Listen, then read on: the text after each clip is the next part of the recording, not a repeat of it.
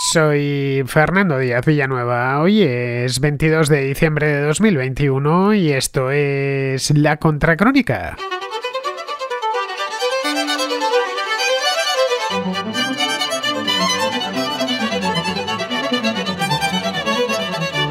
China, el lugar en el que surgió el SARS-CoV-2 hace ya casi 2 años, persevera en su política de COVID-0. Al menos sobre el papel, consiguió erradicar casi por completo el contagio de la enfermedad desde mediados del año 2020, a través de restricciones draconianas, aislamientos ante cualquier brote, cierre de fronteras y control directo de la población mediante test y tomas de temperatura constantes. La obsesión del gobierno chino ha llegado a tal extremo que contagiarse de COVID constituye un auténtico estigma social dentro del país, un estigma con el que nadie quiere cargar. El país, el más poblado del mundo, en el que viven 1.400 millones de personas, hasta la fecha solo ha declarado 100.000 casos y 4.600 fallecidos, todo desde que empezó la pandemia, y empezó en China, no lo olvidemos. Un número insignificante si lo ponemos en contexto con su población. En Estados Unidos, por ejemplo, con 330 millones de habitantes, una cuarta parte de la población de China, se han declarado 52 millones de casos y 830.000 muertes.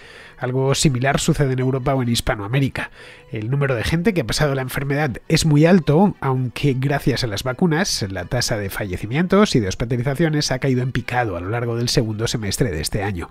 Entre las vacunas y la seroprevalencia, los gobiernos de casi todo el mundo esperan que en los próximos meses se estabilice la situación con la COVID, ya convertida en una enfermedad endémica y seguramente estacional.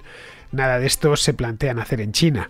Con la irrupción de la variante Omicron en Sudáfrica hace solo 2 meses, la Omicron nos acompaña, a los sudafricanos desde hace algo más, desde principios de noviembre, pero a nosotros desde principios de diciembre.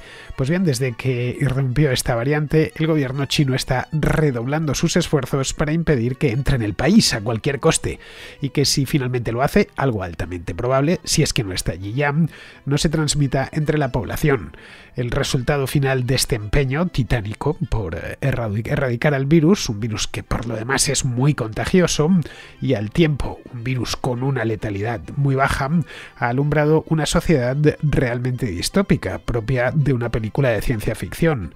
No tenemos, además, apenas gente que nos lo cuente, porque conseguir un visado para entrar en China es francamente complicado y los chinos tienen problemas muy serios para salir del país e incluso para renovar su pasaporte. El corresponsal de The Economist en Pekín, un tipo llamado David Rennie, ha escrito una crónica desde allí que permite hacernos una idea de cómo los chinos confían en eliminar por completo el virus mediante una serie de normas de control social que asombrarían al mismísimo George Orwell.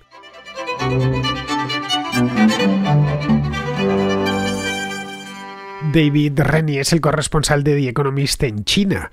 La revista cuenta con una oficina en Pekín, la central está en Londres desde mediados del siglo XIX y luego tiene oficinas por todo el mundo, pequeñas redacciones en algunos casos, como puede ser Nueva York. En Pekín no sé cuánta gente tendrán y otras veces es simplemente un corresponsal que se encarga de cubrir la actualidad y la economía del país en el que se encuentra. China, que es un país importante, pues obviamente tiene una corresponsalía de The Economist. En principio, como vemos, nada especial. Esta revista, como otros muchos medios internacionales, cuentan con periodistas desperdigados por el mundo para acercarse lo más posible a las fuentes de la información, hacer entrevistas, seguir las ruedas de prensa, etcétera, etcétera. Esa información de la que yo me suelo nutrir para preparar mis contracrónicas. Ellos están en una parte de la cadena y yo estoy en otra. Afortunadamente no me tengo que ir a China, ni tengo que andar entrevistando ni siguiendo ruedas de prensa en Pekín. Para eso tengo a gente como David Rennie. Bien, pues este hombre, David Rennie, que lleva bastantes años en China, yendo y viniendo evidentemente a Europa, lleva casi 2 años sin salir de China porque no puede. Bien, lo que seguramente nunca pensó Rennie era que se iba a quedar allí atrapado en su corresponsalía en el otro lado del mundo durante, no ya 2 años, durante tiempo indefinido, a causa de una pandemia global con la que, de un modo u otro, ya hemos aprendido a vivir en Occidente. Y si no hemos aprendido, pues mal para nosotros. Yo, desde luego, ya he aprendido a vivir con ella y creo que la mayor parte de los que estáis al otro lado también habéis aprendido a vivir con ella. Cuenta Rennie que la página más importante de su pasaporte está desgastada de tantas veces que la han mirado las autoridades. Y por autoridades, Rennie no se refiere a la policía. No ha podido salir del país, así que no se lo ha mirado ningún agente de aduanas. No. Se lo han mirado, según cuenta él, centenares de veces a lo largo de los últimos 2 años. Muchas veces, a veces son policías y otras veces son simples inspectores de ferrocarril, revisores, que llamamos en España. Otras veces empleados en hoteles, guardias jurados, etc. Todos, según aseguran, están envueltos las más de las veces en monos blancos, las EPIs famosas, con guantes de nitrilo y mascarilla para comprobar las credenciales, porque después del pasaporte pues viene el pasaporte normal, luego ya viene el pasaporte de vacunación y todas las credenciales que tengan a bien pedirle ahí en China. En China el control sanitario es ubicuo. Nos quejamos a veces de lo que está sucediendo en Europa, a veces con sobre todo estas 2 últimas semanas con el pasaporte COVID, pero ahí es ubicuo y es ubicuo desde el principio, es ubicuo y permanente. Cualquiera puede ser parado en cualquier momento para confirmar que está al día con la vacunación o que se ha practicado el test pertinente, si es que han exigido test para cualquier actividad. Si eres occidental, como es el caso de Rennie, que es británico, las posibilidades de que a uno le paren son aún mayores, porque claro, los occidentales en una ciudad como Pekín llevamos la extranjería en la cara, un poco lo que les pasa a los chinos en las ciudades de Occidente, que sabes perfectamente de primeras que probablemente se trate de un extranjero, se trate de un chino, aunque eso sí, ya hay en Estados Unidos desde hace un siglo. En Europa es más reciente la comunidad china, pero desde luego en Madrid sí que hay un montón de chinos, sobre todo jóvenes, ya nacidos en España, que tienen aspecto de chino, pero que luego cuando se ponen a hablar, hablan como auténticos y genuinos madrileños. Algunos hasta bastantes, de hecho, se hacen hasta del Atlético de Madrid. Bueno, en el caso de estos casos son pocos todavía, esperemos que sean más en el futuro, pero vamos, cuando vemos a un chino sabemos que es extranjero. Pues lo mismo sucede con nosotros cuando viajamos a China. No son muchos de cualquier manera los extranjeros que quedan en las ciudades chinas. Tampoco es que hubiera demasiados antes de la pandemia, pero bueno, muchos, la mayor parte, es decir, todo el que pudo, hizo sus maletas y se marchó allá por el mes de marzo de 2020, cuando empezaron las cuarentenas, los confinamientos, no solo en China, sino también en otras partes del mundo. Pues bien, ese mes, en marzo de 2020, el gobierno de Xi Jinping cerró las fronteras internacionales y, aunque posteriormente las abrió de nuevo, lo hizo con cuentagotas y con 100.000 restricciones.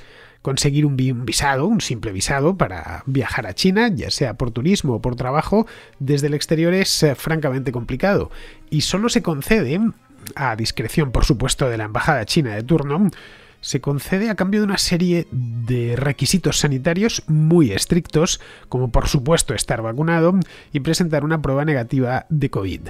Aun con eso, no es seguro que se extienda este visado, porque el gobierno tiene un miedo pavoroso a que se cuelen casos del extranjero y se formen núcleos de contagio comunitario con los que luego el gobierno no pueda lidiar. La última vez que este corresponsal, que David Rennie, entró en China fue, según cuenta, el 21 de enero del año 2020, es decir, ya va para 2 años, lleva 19 meses aquel hombre en el país y así aparece, según dice, consignado en su pasaporte. Se ha puesto una de las vacunas chinas con sus 2 dosis y observa todos y cada uno de los protocolos de seguridad en China, que son muchos más de los que hay en cualquier país occidental. Pero al parecer eso no es suficiente. Ser extranjero en un país cerrado y añado un adjetivo más, cerrado y angustiado, a la luz de lo que cuenta en su artículo, es como mínimo inquietante. En los vuelos internos, algunos pasajeros chinos se niegan a sentarle a su lado tan pronto como le ven la cara, como si solo por el mero hecho de tener cara de occidental fuesen a contagiarle. Le sucedió incluso, esto lo cuenta también, que vio como un padre sacaba a un hijo pequeño, uno de sus hijos pequeños, de un ascensor tras ver que él estaba dentro. Entonces sospechó, un occidental automáticamente es alguien infectado y por lo tanto me puede contagiar al niño de COVID. ¿Esto por qué es así? Es una de las preguntas que se hace el corresponsal. Bien, según cuenta, enfermar de COVID en China es un estigma social muy difícil de entender para los de fuera. En España, en el Reino Unido, en Alemania, en Argentina, en México, en cualquier país de Occidente, cuando alguien se contagia de COVID, pues lo más que hace es aislarse, se va a su casa, pero vamos, no recibe ningún tipo de estigma, pues fulanito, todos tenemos algún conocido que lo ha, unos cuantos, de hecho yo tengo bastantes, que lo han contraído y te lo cuentan por teléfono y ahí se queda la cosa. ¿Y cuánto tiempo vas a estar? Pues 10 días más. Bueno, pues ya nos veremos cuando hayas pasado tu cuarentena que es, como bien sabemos a estas alturas, autoimpuesta. Si das positivo en un test, pues te metes en tu casa, informas al trabajo de que no vas a ir porque tienes esto, tienes que enseñar el test obviamente y vas a teletrabajar desde casa y no va más allá. Pues bien, en China no es así. Contagiarse de COVID es todo un problema. Y ojo que no es precisamente sencillo contraer la enfermedad en un lugar como Pekín. Es una ciudad gigantesca, pues como casi todas las de China. Si ya hablábamos aquí hace un par de años de Wuhan, que era una ciudad que ninguno de nosotros conocíamos y tenía un montón de millones de habitantes, creo que eran 4 o 5, pues Pekín, que es la capital del país, tiene más de 20 millones de habitantes. Miren, lo que va de mes, en diciembre de este año, se han detectado un total de 15 casos nada más. Ojo, 15 casos en 20 millones o 22 millones de habitantes que tiene Pekín. Y no precisamente porque no se hagan pruebas. Al contrario, las están haciendo continuamente. Los pequineses deben someterse a infinidad de controles térmicos a diario. Hay cámaras térmicas por todos los lados, termómetros, vamos, y su actividad diaria se rastrea mediante una aplicación que deben llevar obligatoriamente todos, instalada en su teléfono, con un código QR que les identifica personalmente. Es decir, están atados, y esto es de manera literal, a un código QR. Antes de entrar, por ejemplo, en un edificio, o de tomar un taxi, o de entrar en una estación de tren, tienen que pasar el código por un lector habilitado al efecto. Todos sus movimientos a lo largo del día quedan registrados. Si han compartido espacio, como hay un rastreo continuo, si han compartido espacio con un contagiado, deben aislarse inmediatamente, so pena de multa. Es decir, si ha habido lo que se conoce como un contacto estrecho pues será, supongo, compartir el mismo espacio en un autobús o el mismo espacio en el departamento de un tren. En ese caso les llega la notificación y les dice márchese usted a casa y ni se le ocurra salir. Y por supuesto tienen que informar a sus vecinos y demás que están con el coronavirus. El Estado ya lo sabe. Les envían obviamente antes a hacerse un test. En el caso de que den positivo, es decir, que ese contacto estrecho se haya convertido en un contagio, pues automáticamente se tienen que meter en casa y no salir absolutamente para nada.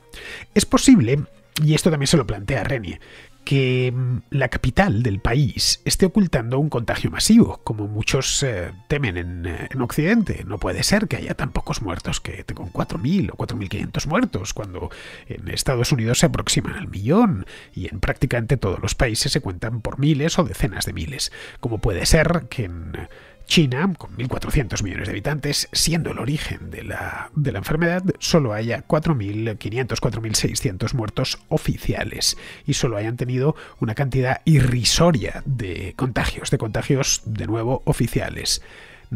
Es una posibilidad que estén ocultando al resto del mundo, como ocultaron el virus en su origen, que estén ocultando que se les está muriendo la gente o que el coronavirus campa a sus anchas con sus distintas variantes por el país. Bien, a juicio de Rani es posible, pero improbable. El régimen chino miente por sistema, eso lo sabemos bien.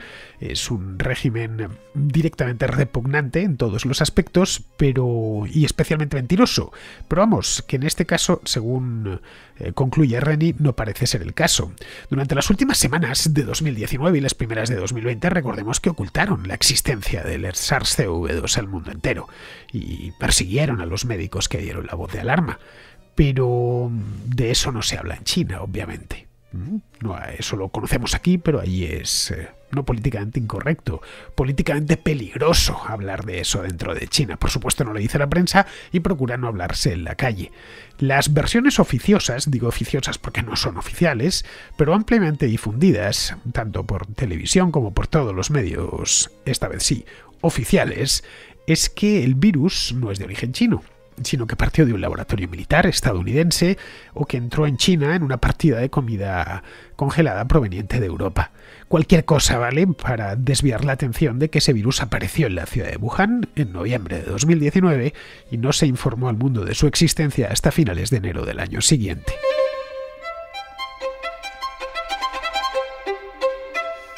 Podrían verse tentados los políticos chinos, el partido en definitiva, a ocultar lo que está sucediendo como ocultaron la propia existencia del virus, como decía antes. Pero claro, ocultar un gran número de contagios acabaría con los sistemas de vigilancia construidos, los estaría saboteando de manera literal, no solo para controlar la propagación del virus, sino también, y esta es la intención del gobierno chino desde el principio, con la intención de erradicarlo. Hay tantos habitantes además en las ciudades chinas, caray, la propia Pekín tiene más habitantes que la mayor parte, solo Pekín, que la mayor parte de países de Europa. Pekín es 2 veces Austria o 2 veces Portugal, es aproximadamente la mitad de España. En habitantes estoy hablando, una tercera parte de la población del Reino Unido, solo Pekín. Así que esto, si le sumamos Shanghái y otras muchas ciudades, Cantón, etcétera, pues estaríamos hablando de que cualquier contagio se extendería a muchísima velocidad. Luego los chinos en las ciudades viven en grandes bloques, en algunos casos en estado de hacinamiento visible, por lo tanto ahí se transmitiría muy rápido. Y eso no se podría ocultar llevado el punto. Más aún ahora que se acercan los Juegos Olímpicos de Invierno, que se celebrarán en febrero en la misma ciudad de Pekín. La lógica sugiere que en Pekín apenas hay contagios. Es, en definitiva, un mundo sin COVID. Aún así, la mayor parte de la gente, de los pequineses, emplean mascarillas en la calle de forma voluntaria, y en el metro, en el autobús, en el interior de cualquier edificio es estrictamente obligatorio llevarlas. Nadie quiere exponerse al contagio porque, como os decía antes, en China contraer COVID es el primero de otros muchos problemas que vendrán después. Una sola persona infectada es suficiente para que bloques de viviendas enteros queden confinados durante 2 semanas con todos sus inquilinos dentro. Lo vimos, por ejemplo, los brotes que ha habido en algunos terminales portuarios a lo largo de este año, que nos llamaba la atención cómo que han cerrado el terminal de contenedores completa porque se detectó un caso. Y la cerraron y la mantenían cerradas durante días.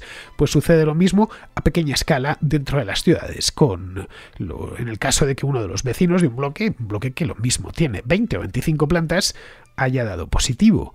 Luego los familiares de los contagiados sufren de rechazo social y los hijos de los enfermos se convierten en algo así como parias en el patio de la escuela. Ningún otro niño quiere jugar con ellos, aunque estén perfectamente sanos, y así haya quedado determinado después de un test.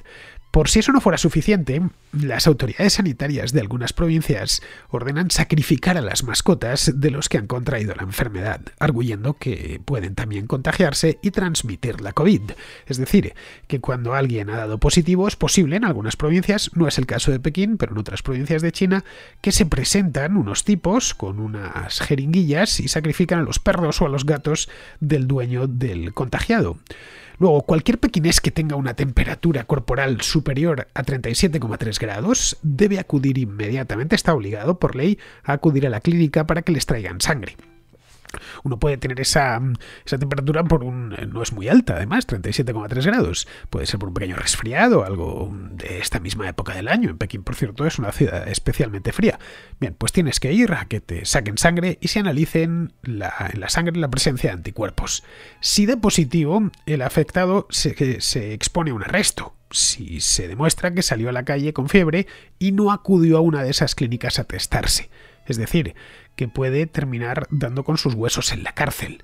En Pekín, de hecho, la policía, esto lo cuenta Ardeni, cerró 2 farmacias porque vendieron antipiréticos, que es estas pastillas, estas píldoras para que te baje la fiebre. Todos hemos tomado una en alguna ocasión, si no muchas.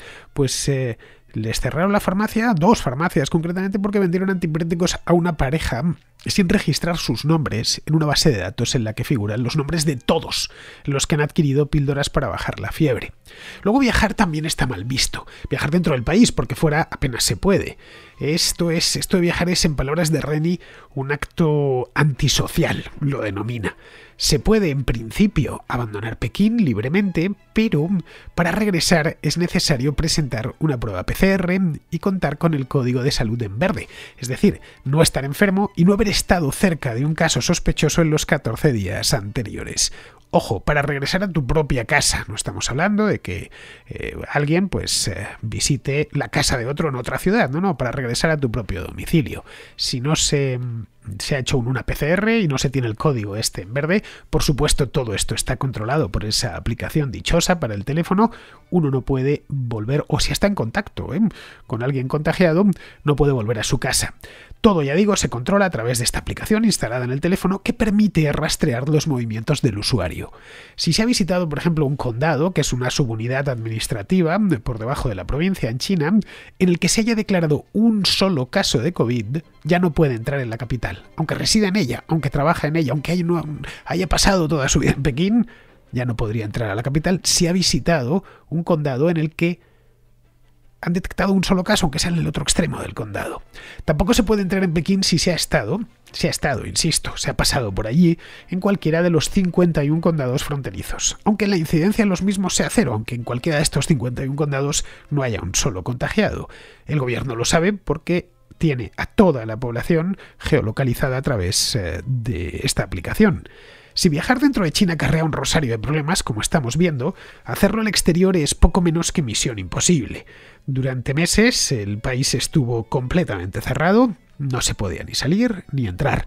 Luego ya, esto fue, creo recordar, en el mes de mayo de este año, aflojaron algo las restricciones y se consintieron algunos vuelos internacionales.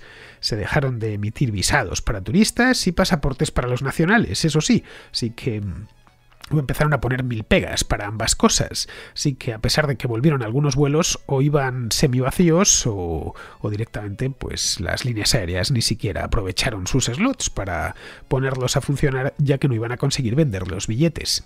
Si un pequinés quisiese, por ejemplo, viajar a Hong Kong, que está dentro del país, aunque es una zona especial, antes de regresar tendría que hacer una semana de cuarentena obligatoria en el propio Hong Kong en un hotel aprobado por el gobierno. Luego, una vez ha pasado esa cuarentena y está todo correcto, y después de haberse testado naturalmente, tendría que llegar a Pekín y meterse en su casa, en el caso de que sea un pequinés, y hacer otra cuarentena domiciliaria. Y de remate, una vez ha terminado la segunda cuarentena, informar durante otros 7 días a las autoridades sanitarias de su temperatura corporal, diariamente.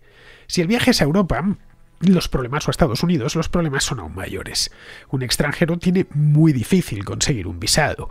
Un chino tendrá que remitir, es decir, un nacional, que evidentemente no le pueden impedir volver a su propio país, tendrá que remitir a través del consulado chino una prueba PCR y a su llegada permanecer 21 días en cuarentena. Esto si cualquiera de vosotros lo quiere hacer, tendrá que hacer lo propio, tendríais que localizar el consulado, la embajada china más cercana y empezar las trámites sanitarios, en este caso, simplemente para que consideren en conceder el visado. A Pekín apenas llegan vuelos del extranjero. La ciudad está semicerrada, lo estará por lo menos hasta los Juegos Olímpicos. Así que esa cuarentena tendrá que hacerla en alguna ciudad de provincias, donde se puede volar. Poquitos aviones, pero todavía se puede volar al extranjero. Si durante la cuarentena alguien se contagia, es trasladado en el acto a una clínica y recluido allí hasta que la enfermedad haya remitido por completo. Bien, en ese caso, entrar en China habrá costado unos 2 meses, y un coste considerable, porque todo esto corre a cargo del viajero. Vamos, que los portugueses tardaban menos en llegar a China a bordo de sus carracas en el siglo XVI.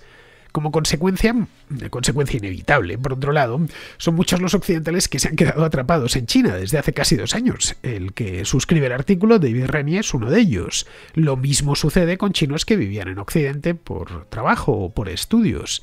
Eso al gobierno chino, no le parece un problema especialmente grave. A fin de cuentas, son muy pocos los chinos que viajan al extranjero, tanto antes de la pandemia como por supuesto ahora. Ahora es casi ninguno. Solo el 13% de la población en China tiene pasaporte, así que el 87% restante ni lo tiene ni probablemente esté pensando en pedirlo. Viajar al extranjero es caro y muy pocos chinos pueden permitirse hacer un viaje a Europa o hacer un viaje a América.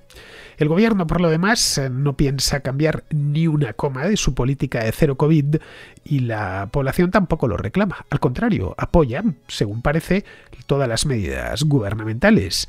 El Partido Comunista, entre tanto, saca pecho, ofreciendo por televisión las cifras de contagios y muertes en Occidente. A esto le dan mucho bombo y mucha importancia para mostrar así a los chinos que ellos están en el lado correcto de la historia. Han construido algo así como un paraíso, entre comillas, un paraíso sin COVID, cerrando casi por completo el país y sometiendo a su población a un control exhaustivo, propio, como os decía antes, de las películas de ciencia ficción. Para el gobierno está sirviendo además como banco de pruebas, inmejorable, por lo demás, para los sistemas de control electrónico que ya estaban en marcha antes de la pandemia. La COVID ha sido una coartada perfecta para mejorarlos y extenderlos con el consentimiento explícito de la población. El país seguirá cerrado durante mucho más tiempo, quizá ya para siempre a este paso, porque mientras el resto del mundo se va inmunizando de manera natural con las últimas variantes, China permanece casi virgen, un error fatal que les puede terminar saliendo muy caro. Ahora que se acerca la Navidad, bueno, que se acerca, que la tenemos ya encima. Ahora llegan esas fechas en las que solemos darnos grandes homenajes, comilonas con amigos y con la familia. Pues bien, es hora también de marcarse nuevos objetivos que a veces nos cuesta tanto conseguir. Pero este año tenemos un aliado por partida doble, tanto por lo de la hora como por lo de marcarse objetivos. Para una cosa y para la otra, contamos con el nuevo Huawei Watch GT3, que es mucho más que un reloj inteligente, es todo un compañero de muñeca. Si os atrevéis con él, se convertirá en el complemento perfecto para conseguir vuestros objetivos del próximo año y también, seguramente, del siguiente. Os lo recomiendo porque si os gusta entrenar, Huawei Watch GT3 ofrece datos precisos sobre los entrenamientos, sea cual sea el deporte que practiquéis. Tiene soporte para más de 100 deportes y actividades físicas diferentes. O si estáis pensando en empezar a cuidaros más, Huawei Watch GT3 os puede ayudar a crear hábitos saludables, como mejorar la hidratación o la calidad del sueño, entre otras muchas funciones. Es de un uso muy intuitivo, con solo un vistazo podéis ir monitorizando el progreso de cada día. Además, se adapta a nuestro estilo de vida y mientras nos cuidamos podemos seguir escuchando la contracrónica, por ejemplo, durante horas o incluso realizar llamadas directamente desde los auriculares inalámbricos. Su batería es increíble, puede estar hasta 14 días sin necesidad de recarga. De vosotros depende ya el tamaño y el color. Pinchad en el enlace que os dejo en la descripción del programa y conoceréis de cerca todas sus funciones. Vamos con la contrarréplica, empezamos con Matías de Argentina, que hace un par de semanas nos envió un audio sobre si los datos son fiables, la estadística básicamente, concretamente los relativos a la pandemia, y sigue con este tema. Claro, quizás no se terminó de interpretar un poco algunas cuestiones, como por qué al gobierno le podría convenir tirarse un tiro en el pie diciendo que las cifras de muerte y de contagios aumentaron. Y aumentaron y cómo, ¿no? Siendo Argentina, mi país, uno de los países que más cuarentena tuvo y que más estricta fue, teniendo las cifras de contagio y de muertos que tuvo. Y la realidad es que los datos de lo que pasó y de todo están ahí, pero al gobierno no le hizo ni cosquillas, o sea, sigue igual, sigue tirando estas medidas. Y por el contrario, yo no veo que le hayan hecho ningún daño, sino que lo fortalecieron. Entonces, a eso es lo que voy, ¿no? Con que yo creo que se le puede encontrar la vuelta para justificar las cifras de muertes y de contagios, pero no se le puede encontrar la vuelta para sustentar algo como el pasaporte sanitario, o como para sustentar algo como que el gobierno te ponga ciertas restricciones o te mande a guardar a tu casa cuando se le canta. Me parece que sin estos datos no lo tendría tan fácil, como sí lo tiene el tema de tapar los escándalos, que es algo que lo tiene bastante bien entrenado. Entonces, a mí me parece que es una gran maniobra política, porque además hay algo que yo no sé si la gente se cuestiona, que es qué pasa después de que se imponga un pasaporte sanitario, un pasaporte COVID. ¿Realmente pensamos que eso va a ser por un tiempo? ¿O tenemos pensado realmente dejar en manos del Estado que nos diga qué cosas nos tenemos que aplicar para ser ciudadanos?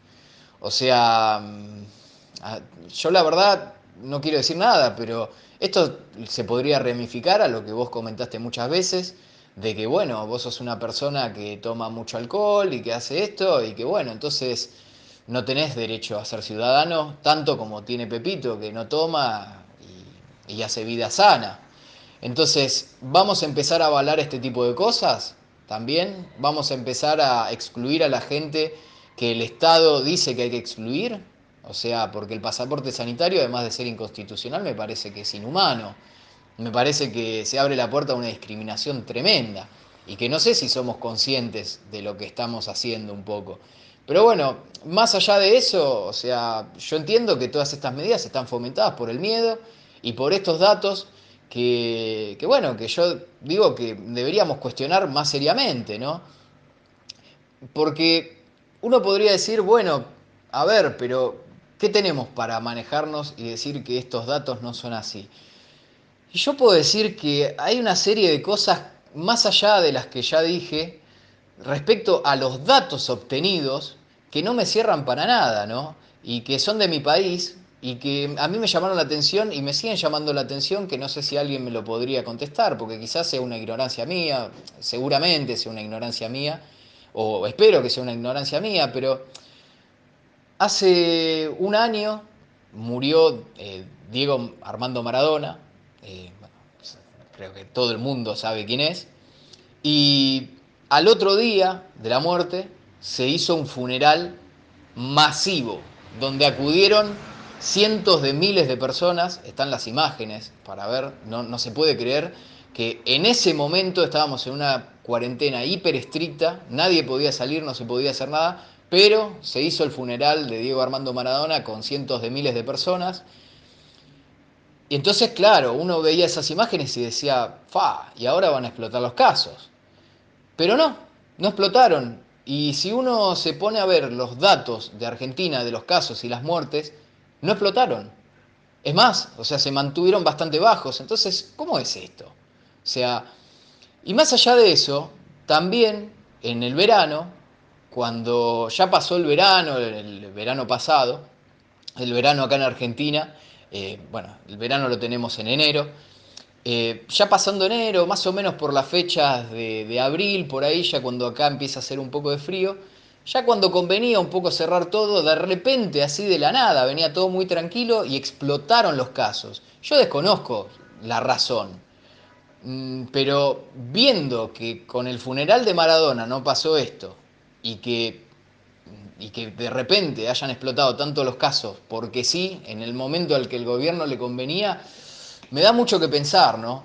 Entonces, bueno, yo quería tirar esta serie de dudas, ¿viste? Para que no estemos a veces tan metidos en avalar cuestiones liberticidas, ¿no? Que, bueno, hoy en día será contra los no vacunados, pero el día de mañana, cuando sea contra otra gente, ¿qué vamos a hacer? Cuando sea contra nosotros, quizás.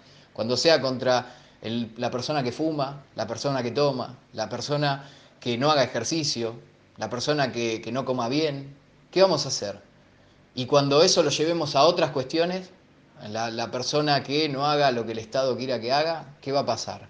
¿Vamos a también tolerar dejar de ser ciudadanos porque estamos siendo marginales? Porque esperaron obviamente a que todo el mundo se vacune para tirar esta medida, no la tiraron antes, esperaron hasta que sea una minoría.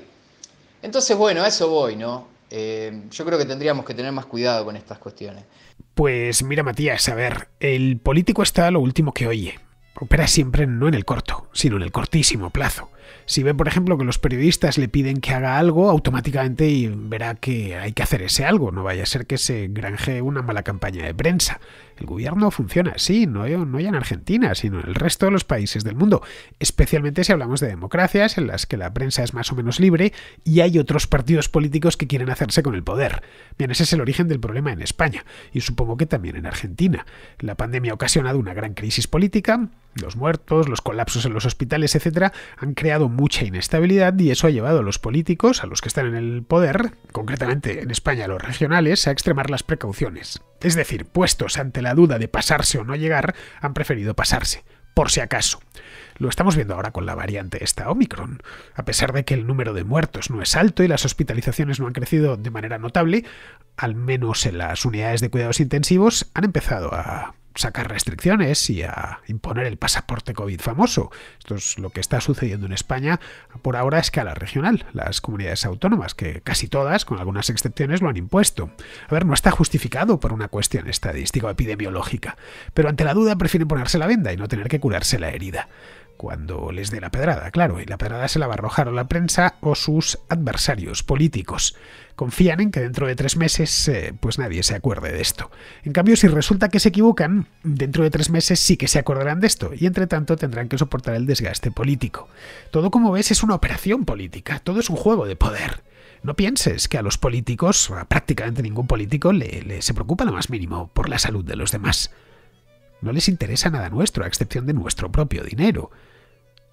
Lo que temen es que si muere mucha gente o se hospitaliza mucha gente, pues se vean en problemas de tipo político, nada más. Si de ellos dependiese, lo ideal es que la gente esté contenta para que así pague impuestos, encantada, se divierta, gaste su dinero, del cual ellos se van a llevar una parte, y cuando lleguen las elecciones les voten. No quieren disgustados al votante, no lo quieren disgustado. Yo no lo veo, sinceramente. Prefieren que estemos contentos, porque los que están contentos les votan. Por lo menos a los políticos que están ya en el poder. Otra cosa son los de la oposición, ahí es distinto. Como ves, esto juega en dos campos diferentes. Los políticos en el gobierno quieren extremar las precauciones por si acaso y los políticos en la oposición critican las medidas. Vayan en una dirección o vayan en la otra.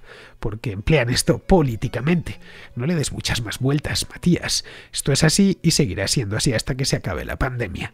Bien, seguimos con Agustín, que es de Uruguay. Hoy la cosa está rioplatense en la contrarréplica, que nos habla del vehículo eléctrico. Yo soy pro de la electrificación en pos de lo que es el cambio climático, lo veo con buenos ojos. Estudié mucho, hice una maestría en su momento en Inglaterra y fue el tema que más estudié porque acá de eso somos un país chico de 3 millones y no tenemos grandes problemas de medio ambiente, y cuando fui allá era todo un tema y me llamó muchísimo la atención y profundicé mucho. Y bueno, los otros días te escuché hablar de los autos eléctricos y me dio la sensación, pues una interpretación personal, que no te gusta mucho el tema de que un auto sea silencioso. Bueno, yo primero que nada soy arquitecto, urbanista, estudié urbanismo en Manchester y me dedico mucho al tema de las ciudades, investigar, estudiar. Y yo quería comentarte que la contaminación sonora actual de los vehículos es impresionante. Yo me tocó, ahora vivo en una zona muy tranquila, pero viví en la ciudad, en Montevideo, en zonas bastante céntricas, y tenías que tener doble ventana porque si no era imposible ver la tele con el ruido de los buses, de los autos, de los motores. Y realmente veo con muy buenos ojos el silencio en la ciudad nuevamente. Yo creo que eso es calidad de vida. Yo creo que los autos vuelvan a ser silenciosos se va a traducir en una gran calidad de vida para la ciudad. Eso por un lado, quería darte mi opinión. Y bueno, y los ciclistas y el ruido que los autos tendrán que aprender a convivir en el tránsito con el silencio de los autos. Yo creo que el tránsito va a evolucionar correctamente frente a ese problema puntual.